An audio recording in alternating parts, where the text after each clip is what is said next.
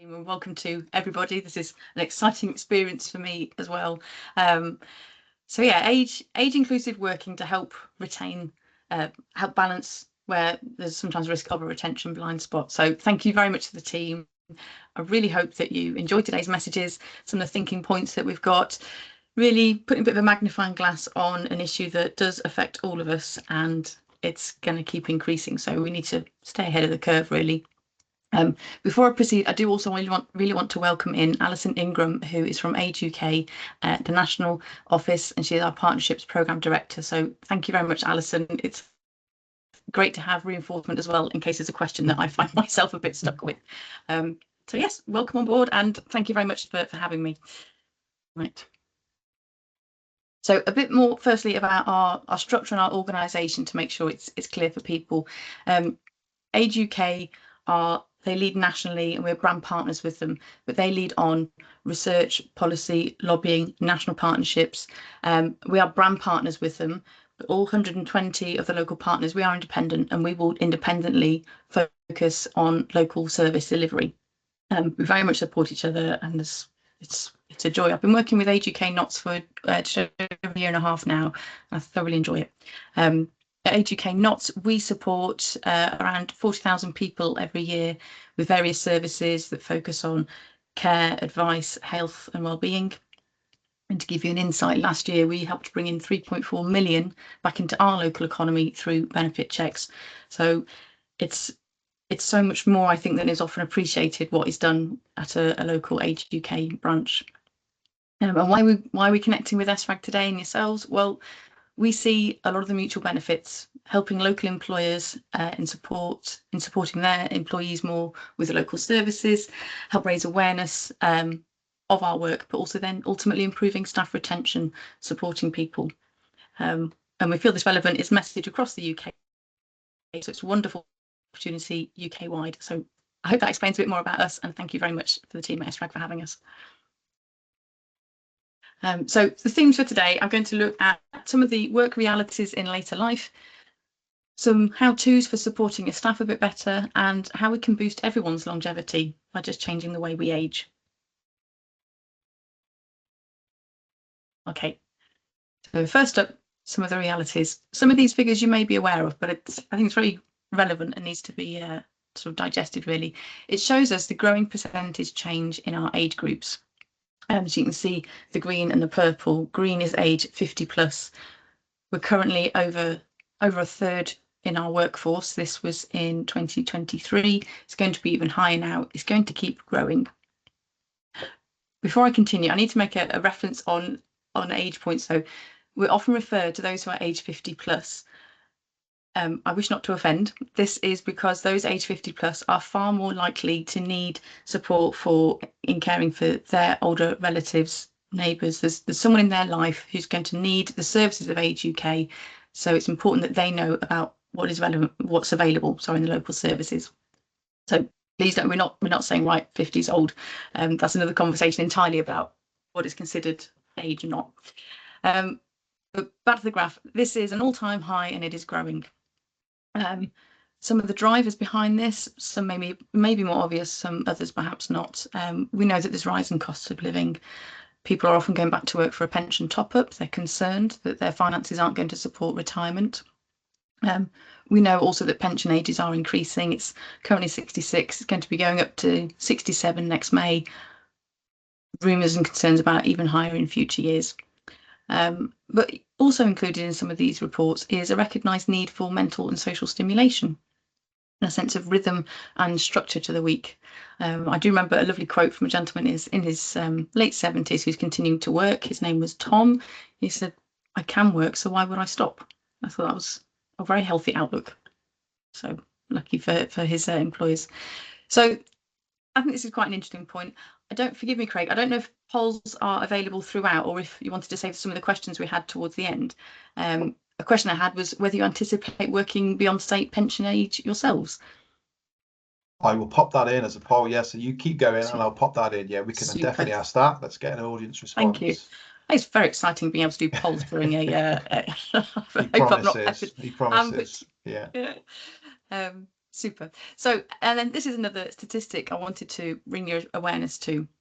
There is also outside the workplace a societal change already taking place, and I think this is really thought-provoking. If I can try and summarise it, in 40 years' time, there's going to be double the number of 80-year-olds in our society. I'll give you a moment to visualise what might that look like. And there's also going to be 30% more in the early retirement age band too. It's worth also noting that 1 in 5 of us will live to 100. We're lucky enough, we take care of ourselves. And these have really struck me hard when I first found these bits of information. And again, I'm curious to ask if you find this daunting or exciting. So that one's not a poll, just have a think. What does that look like to you in future? I think it's both, personally. I think, yes, it is daunting, but it's incredibly exciting. Our older society members are an asset. They bring so much experience, diversity, knowledge and support.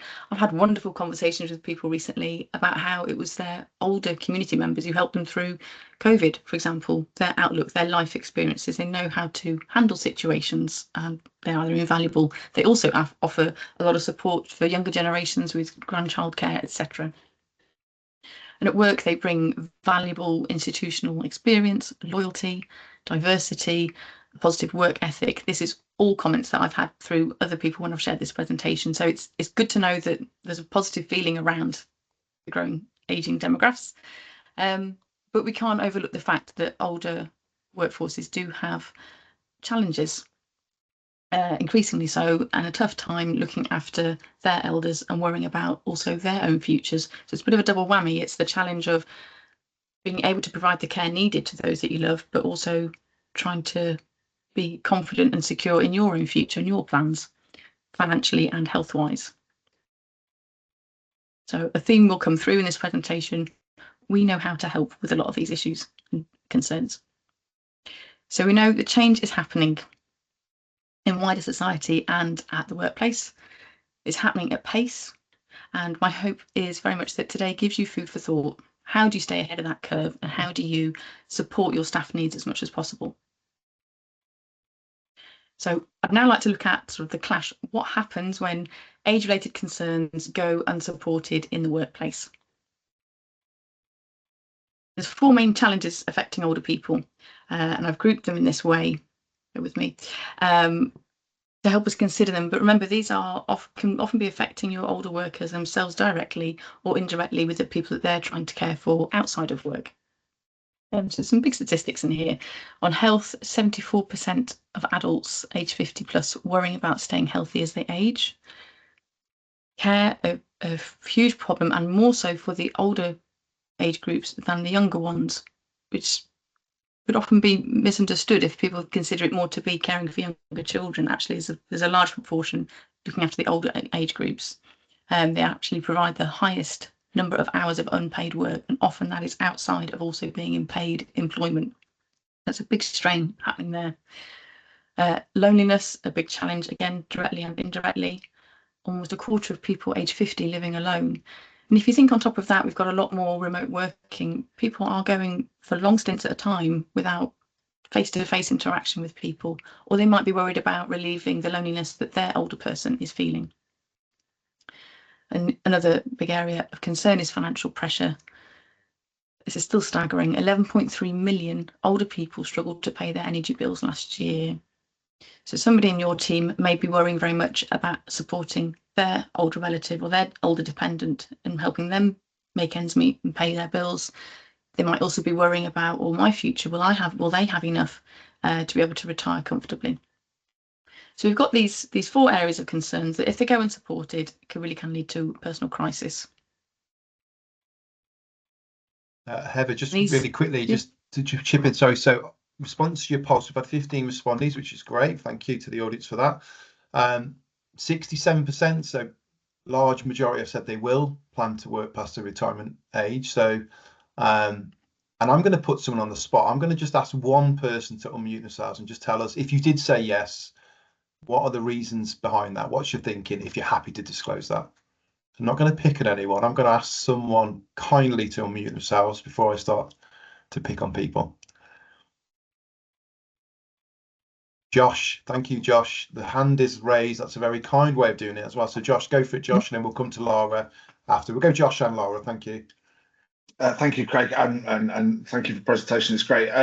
I just envisage working beyond retirement age because I've got the attention span of a gnat after a can of Red Bull. So the concept of me and my wife spending time together in a house permanently is terrifying. And quite frankly, she would advocate exactly the same. So I'm very much working towards, I'm fortunate to be in a position where hopefully consultation will be something will be open to me. So I certainly don't envisage working full time, but I certainly envisage doing something, just because otherwise I drive myself crazy.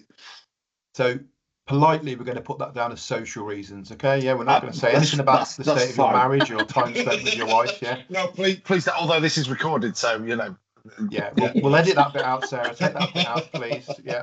Thank you, Josh. Thanks for sharing. And that, all joking aside, that is as you already mentioned, Heather, that those social isolations, those getting out, not just being stuck at home with the same person all day, every day. I totally agree. Just my wife has now left to go to a mum, so I can say these things quite candidly. Absolutely. Yeah. Well, all joking aside, the glibness is that I've got a very young family. I was late to being a parent, so my children are very young. So actually, you know, I will be 65 by the time my children are 20. So actually, that's also part of the reason, is to stay active and be involved in their lives. So there are other reasons around it apart from just the sheer sanity of it all. Yeah. Thank you. We'll come to Laura then. Sorry to hijack Heather, then we'll come back on to the slides. Thank you. Laura, go for it. Mine's similar, but a little bit different. So my father, who worked in a very high-powered job at Manchester United, and my grandmother before him, who was managing director of a business, when they retired, unfortunately, they both got early onset dementia. And as it's a worry that it could run in my family, what I don't want to do, and I would retire early if I could, because I'm in that position that I can. I'm not going to, because I'm going to keep my brain active, and it boils down to that. Yeah, Laura, thank you for sharing. And again, another good reason is that mental stimulation, isn't it? It's that, you know, use it or lose it, which I'm sure it's not a nice saying, but I understand exactly what you're saying. Thank you, Heather. I'll pass the baton back to you. Thank you. Super, thank you. I've enjoyed those insights as well. Thank you. I do love that this topic does affect us all, like I said earlier on. Every time I give it, there's another angle, another insight shared. So thank you. So this slide just looks at, well, what's the results in of those areas of concern when we've got that clash if people are not supported enough. And the bar chart, I'm going to pull your eyes to that first of all. This was from Business in the Community, a mental health report. And I found it surprising, and again, underlines what we're highlighting, that age being a factor in more work-related mental health issues in those aged 55 plus, more so, albeit 1%, but that's still a really big chunk of the workforce than the younger ones.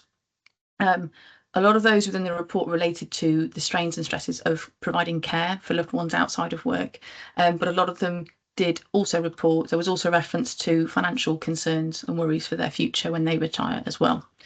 So that's important to look at. Then there's the one on the left in the bubble about the number of people leaving their roles.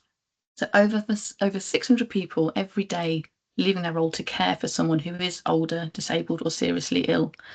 That's a huge number. I've seen it myself within my family, very difficult decisions when people really are enjoying their career, but that crossroads, it shouldn't have to be one or the other, but it has had to be for quite a few of them. I don't know if any of you've seen it yourselves, seen people having to leave the roles that they enjoy because the provision is not there. And while I know wider issues are at play here with the social care system, on a local level there is help. I'm not trying to spread despair. There's local help available. It won't solve all the problems, but there are ways to help anyway and try and relieve some of that strain. Some other factors and outcomes to be aware of that we've come across: older workers are far less likely to receive on-the-job training. We've had some lovely conversations about why that is and how it can be perhaps adapted. And sometimes the take-up themselves from the older workers, their confidence isn't there, and perhaps it would be with a bit more encouraged training. And also that people age 50 plus are far less likely to secure new employment than those under 50. Not new news, I think people are aware of that, but I find it quite shocking when there's a 20-year work chapter left in there, and so much knowledge and experience to bring. So I've put those in as further thinking points to have as well.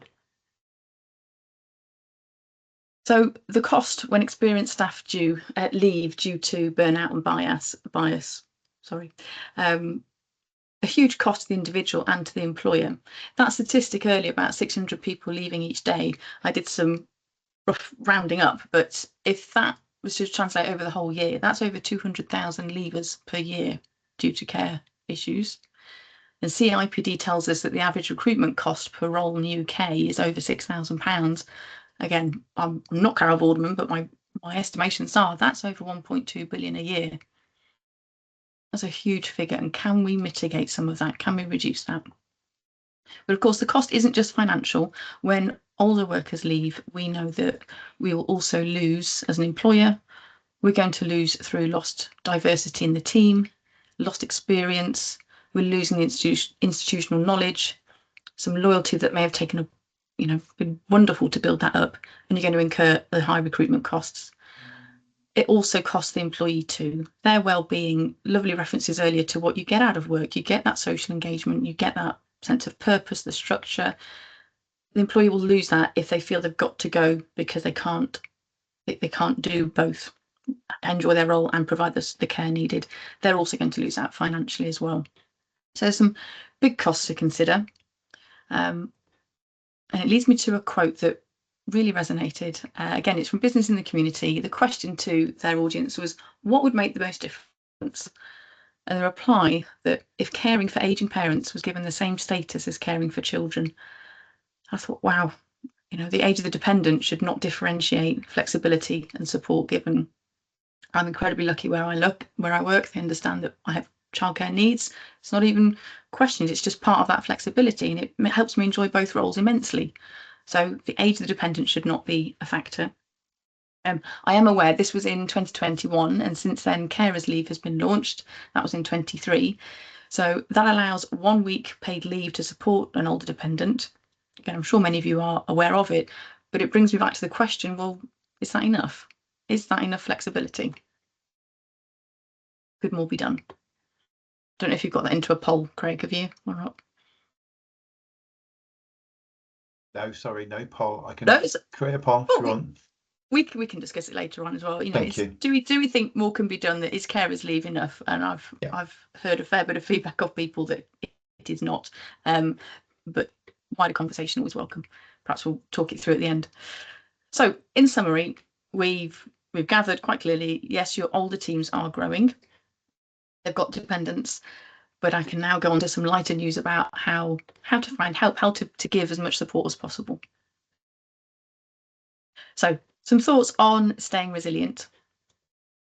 I've brought back those 4 areas of concerns because now they're opportunities to support. So we'll turn it around the other way around.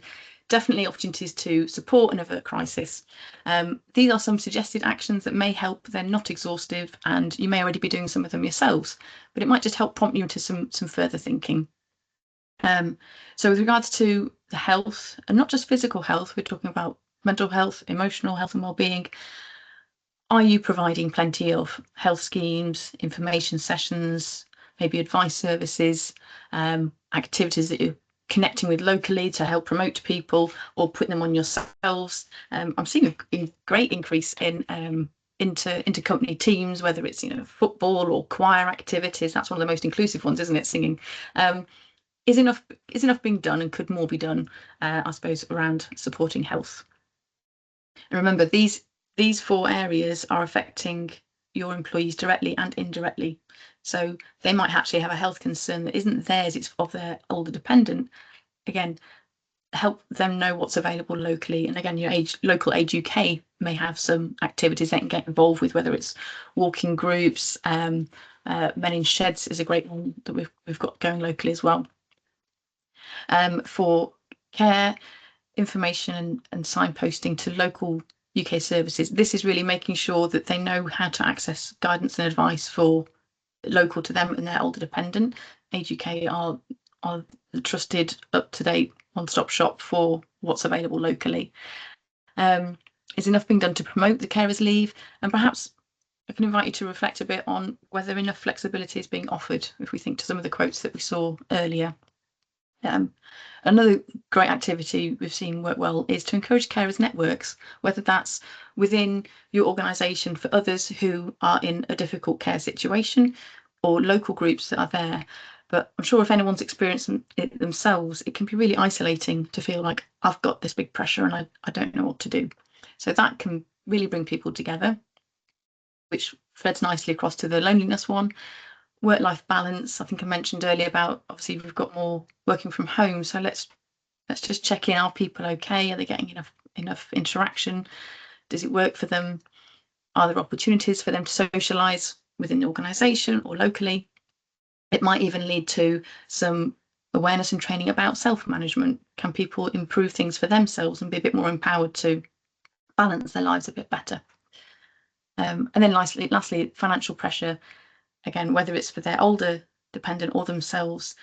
Local Age UK, I've mentioned how we're able to help with benefits checks, a lot of unclaimed pension credit out there as well, making homes more efficient, even sometimes finding local legal advice. We're a really good one-stop shop. I'm certainly speaking for Age UK NOTS, each local partner is different in what they're able to provide. But there can be some great signposting and support on financial concerns, but also for your employees. We've recently started to offer pre-retirement workshops, which can help people feel excited about future retirement rather than terrified, and help them with planning their outlook, how they feel about it. So, like I say, not exhaustive, but hopefully some helpful ideas in there. I will reiterate, and I hope you'll forgive me, but any raising awareness to local Age UK services, it's free. Not many in here of these activities I'm suggesting here are costly, but they can help prevent a huge cost in retaining your staff. I'm going to prove my point with case study Sue. It's not her real photograph, but it is a real insight to a real situation. So Sue found herself very suddenly, because it can happen quickly overnight, needing some care solutions for her father. At work, this was resulting in numerous calls, very stressed, very distressing time for her, and hard for her colleagues to see her consumed by this, really. So her employer signposted her to Age UK NOTS. She gave us a call and spoke to our specialist advisors. Immediately felt reduced worry and stress because she knew what her options were. Her concerns they were new to her, but they were known by others, so they were able to advise. They understood what she was going through and some of the nuances and how to advise on it. So she then became assured that she knows she can access solutions. She's happier at work. So it's a very simplified example, but it really is happening every day on our phone calls. And the employer, I want to look at the impact that the employer has given here, because in signposting her to her local Age UK, they've acknowledged those difficulties, raised awareness of what's available locally. They've kept Sue. She hasn't burnt out, run off, thought that's it, I've got no option. So she's stayed at work and she's in a better state of mind. It's actually helped her dependent as well, so further support, and it's cost nothing to the employer. I like sharing positive feedback. And I've got some other insights that are from ours. It's always good to share successes, but these resonate as well. So I'm quite proud of these. From a relative regarding our services at NOTS, I felt completely overwhelmed by the tasks required to help and care support my mother. Without Age UK NOTS' support, I wouldn't have accomplished so much so quickly. And this next one is from Dunelm. I've recently done some staff support sessions, going in and just being a listening ear if there's anything that people aren't too sure about, and helping them know what's available locally. Again, somebody says, I'll read it and then I'll go to Lara. I feel so much better for talking this through and realise there could be more positive ways to approach it. This was relating to somebody who knew that they could see that a family member had the early stage of dementia, but they just didn't know what to do about it. So I think just having somebody from Age UK come in and listen really helped. Sorry, Lara, you've waited very, very patiently. No, I wanted to give you some personal experience. So my mum had a stroke. Unfortunately, she recently died only 8 weeks ago, but she had a stroke and it took her sight in right hand side, and we were signposted to Age UK. Would have been Coventry, I believe. And within literally a week, we'd got some funding available for some tools and reasonable adjustments to our building. with handrails, etc. And they also talked to us about attendance allowance, which we didn't know anything about, or whether she'd need to be means tested, because we didn't want carers allowance that time because of our roles. And it just allowed me to get back to work. And my mum lived in my house as well, so those reasonable adjustments were made to my house. So, but without Age UK, we wouldn't have known any of that, and I would have probably had to go to work and said I need to leave. Wow, thank you so much for sharing that. That's okay. I'm really pleased they're able to help as well. Yeah. Oh, thank you for sharing that. So we've gone through some tools on how to improve support offered to staff, and so I want to reread our list of costs earlier, but this time have the word improved in front. So if we can provide better support, much like Lara's explained, through that support you're able to carry on at work. So we get improved well-being, improved experience in your team, improved diversity, improved institutional knowledge. I know I'm reading it out to you, but I think it's important because I want you to hear improved finances, improved loyalties within your team, overall improved recruitment and retention. So it's much nicer than earlier when they're all listed as costs. So I know I keep reiterating, but in supporting your older workers' needs, you're helping them to stay in work for longer. That benefits you, it benefits them, it benefits their dependent. Again, like Lara's situation, the dependent receives the support needed, and actually going to be supporting your local economies because people are staying in work longer. So the last theme that I had was about let's change how we age. Some of you may already have seen Age UK's new campaign, Act Now, Age Better. It is important to all of us. I mentioned earlier about 1 in 5 can live to 100, so we need to live those years in good health. I like using the reference of a longer health span to enjoy our longer lifespan. So I've got some incredible role models here, and they have put my own fitness to shame, and they're not the only ones. There's loads of them out there.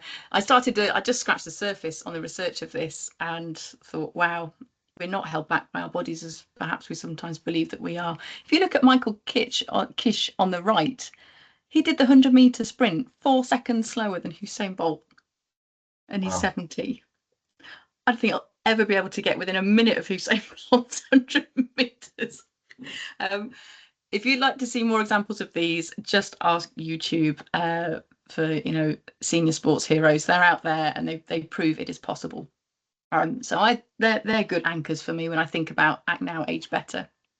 And then this is some content that's came from a conversation with a colleague of mine, and some of you may already know the work about Peter Attia.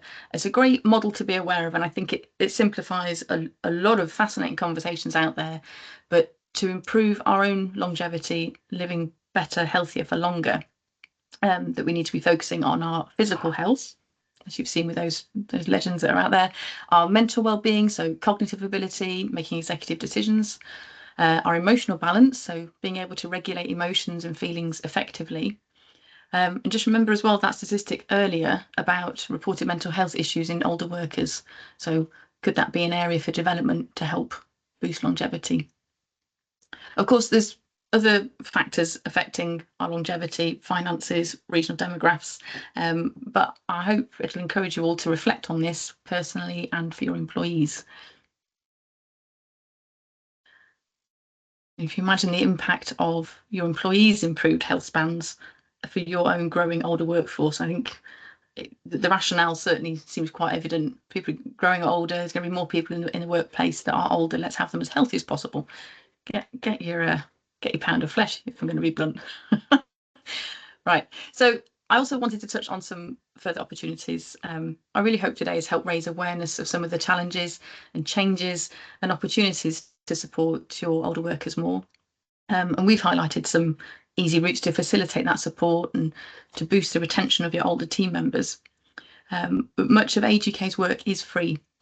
We are, however, a charity, and we're supported by the generosity of others. That helps us to do our work. So I thought I'd add in a bit of information that if you'd like to consider partnering with us and helping other older people in the UK, there's many ways it can be done. I've summarised a handful of examples. It might be through inviting us in for tailored staff information. So I've mentioned how I've gone into some of our other partners locally and spoken to their staff to help them, and that's certainly reduced stress and raise some great conversations, or it might be the pre-retirement workshops that we can offer.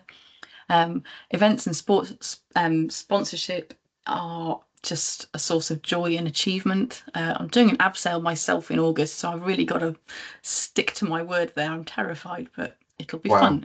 It'll be fun. I'm telling myself it'll be fun. It'll raise some money. But it also shows, again, age affects us all. We're getting younger and younger people committing themselves, taking themselves to a mountain climb or the 10K runs, because their connection to an older person, their passion, they want to help out too. So there's always positivity to come from the events and sponsorship.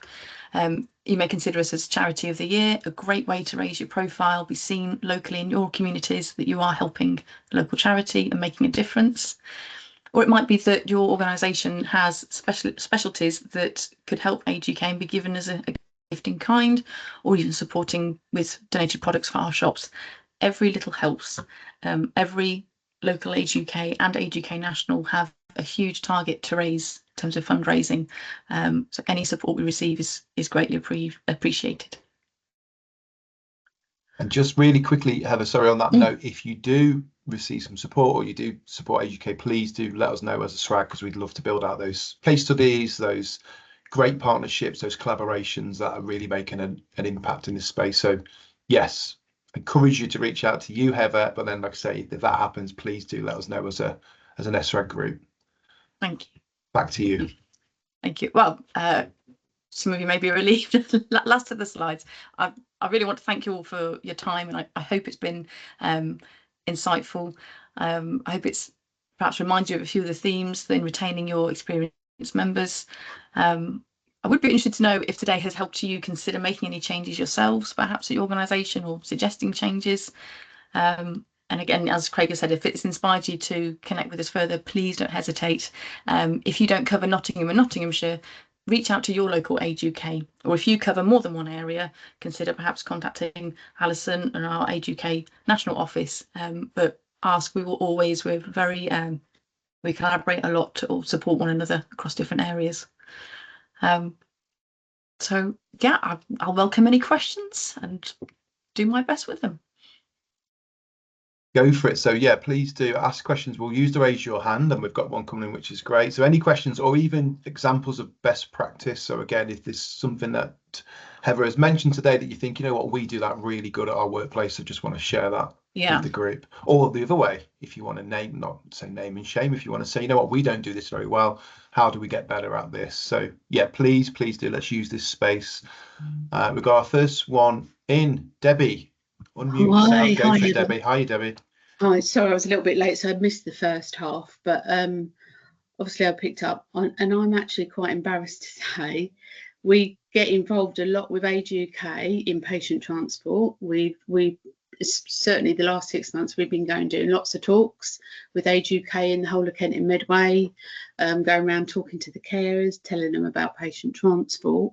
But I don't know why it's never entered my mind to actually do some workshops with our staff. So it's really made me think, sorry, my dog's snoring.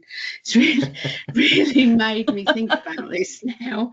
And you know, we've got staff, a member of staff is just about to retire at 81. So why we haven't even thought about it, you know, it's we're really good at supporting the staff as well, but I never thought about getting Age UK to come in and talk. I mean, we gave them a donation for our flu vaccine. So G4S, they donate £1 for every member of staff that has a flu vaccine. So, you know, we did it to one of the local Age UKs in Kent. So it's certainly something that I'm going to take away and have a look at. So thank you. Thank you. That's brilliant to hear about the local support that you're able to give as well. Thank you. Okay. That's great feedback as well. Thank you. And I think the snoring dog had something to say as well. I think there was a question there from the dog. And it's only one. I've got 3, but it's only one of them that's snoring. Well, we'll pass on the dog. Very snoozy, very peaceful lunchtime sleep. I'm very jealous, to be honest. So yeah, thank you, Debbie, for contributing. And yeah, joining those dots, isn't it? Like say, sometimes you might be working with an organisation, but you don't quite know just how much you can maximise that and what more you can do. So thank you. Wonderful, Sarah. Sarah, go for it. And please do keep raising your hands, guys. We want this to be interactive, so go for it. But Sarah next. I just quickly wanted to share, and Debbie, this will probably resonate with you from an NHS perspective. My mum's literally just come out of hospital, and on the ward there was an absolutely amazing plus retirement age healthcare assistant. He wasn't a fully trained nurse, he'd never bothered to do that, but he had 40 years of experience of helping people post-surgery. And because of the way that his employer, i.e. the NHS or the trust that is the QE in Glasgow, was able to treat him and support him, they've kept 40 years of experience part-time. And when he's not working, he's kayaking and he's walking mountains and he's doing all sorts of amazing physical activity. And to look at him, and it's terrible, you still have so many preconceptions. I didn't know he was post-retirement. And all you could just tell the amount of respect that he had on the entire ward. He was the only one that knew how to put on a DVT stocking, because a lot of them don't use them anymore. So he's the one going round showing all the trainee nurses, all the trainee doctors how to put this stocking on. So I just wanted to share that it really resonates for me that there are so many contexts where if we could just keep that level of experience and passion and commitment to a job loved in the workforce, we'd be so much better off. Yeah, no, thank you for sharing that one. It's another great example where by introducing some flexibility, both parties will gain. Yes, it can be a headache. You've got to find the right balance that works for everyone, but that flexibility has been win-win. So that's another great example. Thank you. Thank you. Hannah, you've got a question for Hannah. Hannah, you okay if I read it out? Is that okay? So what small changes can employers implement right now that would make a meaningful difference to working carers? Okay, that's a humdinger of a question. Thank you, Hannah. So I'm going to, oh, Heather, do you need a bit of time to go for that, or are you happy with that? Could you read it again, please? Yeah, so what small changes can employers implement right now that would make a meaningful difference to working carers? And I was just thinking about that as well, personally, like that disclosure, because like Sarah's very kindly shared her example, these are things are not set in stone. These things could happen, like say, overnight. These things could happen gradually, but like how best to employers find that information out as well without seeming to be, like overbearing and nosy. How do you disclose care responsibilities? But then, yeah, I think if I pass to Hannah's question, really great question, Hannah. So feel free to jump on the mic as well and flesh that out if you want to. But what small changes could employers implement? Is there anything that jumps out at you?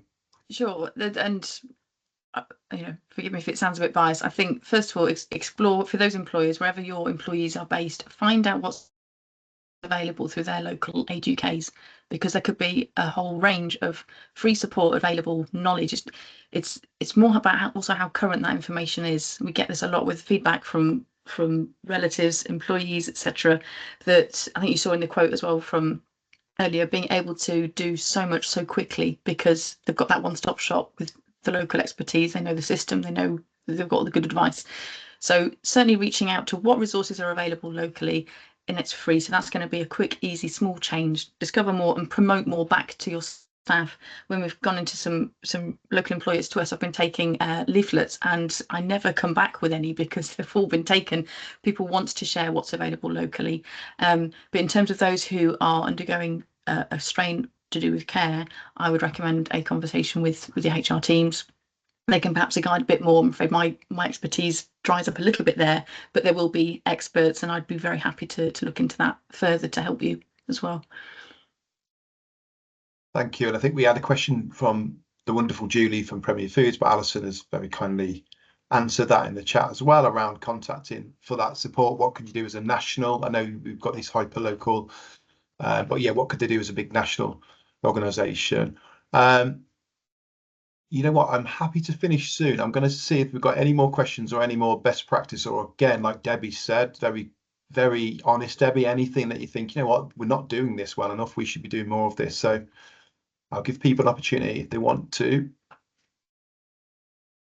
Has there been any more? I've got swept away at my own pace, so forgive me with the polls and the questions. So I was interested to know if anyone is already contemplating making changes. There's been a bit of obviously conversation around it. Was there anything else that was put on poll, or did we save it all? Yeah, so sorry, the one poll I asked early on, I sneaked that in there, was, are people aware of a carers network in their organisation? So we have 12 respondees, about 50-50, so 41% said yes, 50% said no, and one person was not sure. So again, I think that's really key, isn't it? Are you aware internally of what support is available for you as if you are a carer?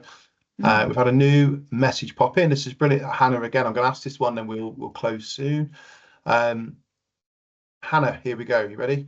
What is Age UK's vision for a future where no working carer has to choose between earning a living and caring for someone they love? And Alison has popped a response in, so thank you, Alison. But Heather, what do you think? I'm going to come to you with that last question. We're really making you earn all the big bucks today, so sorry.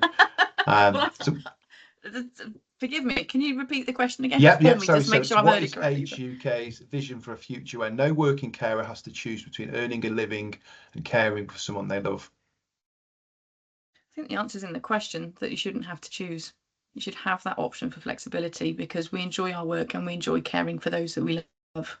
So surely there are answers in that middle ground. It shouldn't have to be one or t'other, would be my gut response. But I'd like to read in detail as well what Alison has advised. No worries, thank you. Go for it, Alison. Sorry, Craig, just to clarify. So I've put in the chat a link to some of the leaflets I think Heather was referring to earlier. So I wasn't answering the question that had come through. Sorry. But just to be clear, but I think what Heather has said is absolutely right. And we're certainly looking at how we can marry up the activity that's happening on the ground, the delivery going on in the front line within local areas that connects with local employers, but also thinking about how we can influence at a national level in terms of conversations that can be had at Westminster to raise awareness of this issue and try and make sure that people have access to all of the opportunities that they possibly can to have the care in place that's required to look after their loved ones, and at the same time be able to flourish in work. And trying to bring those two things together is what we're aiming for. And we've still got some way to go. But as you've already heard from Heather, there's loads of great work already happening, and we just want to continue to build on that in future. So it's really great to hear all the questions and enthusiasm on this call, and I'm really happy to have a chat with anyone who'd like to find out more. But thank you so much, it's great. Thank you. I'm going to finish with two people. I'm going to put two people on the spot. I'm going to name them, so be ready. Peter, Lee and Dolly. Okay, and Dolly from my team. I'm just going to ask you two a question. So are you doing anything differently at your workplace for an elder workforce? Is there anything you're doing differently? I'm going to go to Peter first, but Dolly, just hold that question as well. No, we got quite a lot of older workforce. I think we need to probably support a bit more. But we engage a lot because we're very kind of family orientated. So when it comes to the loneliness part, I think because we're all networked so well together, and we are a bit of a family, I think we try and combat the loneliness on that side, but I think we could do better. So today's been really interesting. So I will be reaching out for some more stuff. Brilliant. Thank you, Peter. Thank you. And Dolly, I hope you heard me okay. Are you there, Dolly? Yeah, you can see you unmuting. Yeah. Hi, Dolly, thank you. Excuse me, I am nursing a heavy cold, but I hope you can all hear me. That's okay. So at Mighty, we do have an aging workforce, especially in like the engineering field. And what the team tend to do is, utilize and lean on them as mentors for the early careers, individuals coming into the business. So there's quite good that way. And then we also have got two networks that intersect with an aging workforce, not exclusively, but that would be like our veteran network, Mighty Military, and also our parents and carers. So to build on what Peter was saying, from a networking point of view, there are pools of where people can come to meet like-minded people, hear experiences firsthand of older generations if they are there, and you find pockets of those generations in our other networks as well. So there is more work that can be done. I was quite inspired by some of the resource that Age UK have, but as an organisation, they really do tend to help people foster a sense of belonging by connecting them and making sure that their experience is celebrated and shared. Thank you, Dolly, and I hope you get over that cold quickly. And then this is the final thing, I promise. I keep promising this, but this is Alison. You just popped something in the chat. Oh, thank you, Michelle. Michelle's got a resource group named Wise Owls. Lovely name, which is growing fast. Thank you, Michelle. But Alison, I'm just going to pass back to you because I find that really interesting and I don't know much about it. So do you mind just quickly sharing Carers Passport? What does that even mean? What does that mean? So this is an initiative that I think different workforces have implemented it, certainly one that we've got here at Age UK, and effectively it enables someone to alert their line manager to a situation where they're caring for an older relative, for example, or a loved one. And it allows them a bit more flexibility in terms of how they're using their annual leave. And last minute appointments can come up. Things like if someone's had a fall in the middle of the night, someone might need to arrive late, or they need to shift their working pattern at the last moment because something's changed and actually they've got to step in and try and help someone else. Having the passport in place effectively enables that extra flexibility, and it allows their whole team and the line manager to be aware they've got the extra pressure from outside, so that we can try and work around that as best as we possibly can. So there are lots of different ways of implementing it, and it depends on the role and the nature of the sector that you're working in, etc. But the website that I've shared should give you some ideas about how different organisations have used that, just to try and offer a way in to those conversations we spoke about earlier, because often that's the first step, is to make it a safe environment where people feel they can be open about the fact they've got that additional pressure at home. So yeah, hopefully that will give you a bit of extra information. Thanks, Craig. No, thank you. Yeah, I've got personal experience of working with a gentleman that never disclosed he was a carer for the first 6 months. We just thought he was the most antisocial person in the office, because at 4 p.m. every day he'd shut his laptop down and say goodbye. He never came to any kind of post-work events and any kind of leaving dues. And then finally, after about 6 months, he said, "This is why. I've got an elderly mom at home. I've got to rush back. She's got to have medication by 4:30." And it just made so much sense. And he wasn't antisocial. He wasn't rude. He was just in a real rush to get back to help mom. Yeah, brilliant. Thank you, guys. I promised we'd finish soon, and we're getting near the end of the hour, so thank you. It just leaves to say thank you to Heather, Alison, everyone at Age UK for taking the time, and know how much time and effort goes into getting these here. Brilliant audience today as well. Thank you for the interaction. Thank you for coming off mic. Thank you for sharing. I know some of these stories have been very personal as well, so thank you for everyone that's took the time to share that with the group. Please do go away and check out the links. Go and check out Age UK. I'm definitely going to go and check out the Carers Passport, because that sounds really interesting and new to me as well. And yes, Heather, thank you. I hope people have took things away from that and how they can better support an ageing workforce. So thank you all.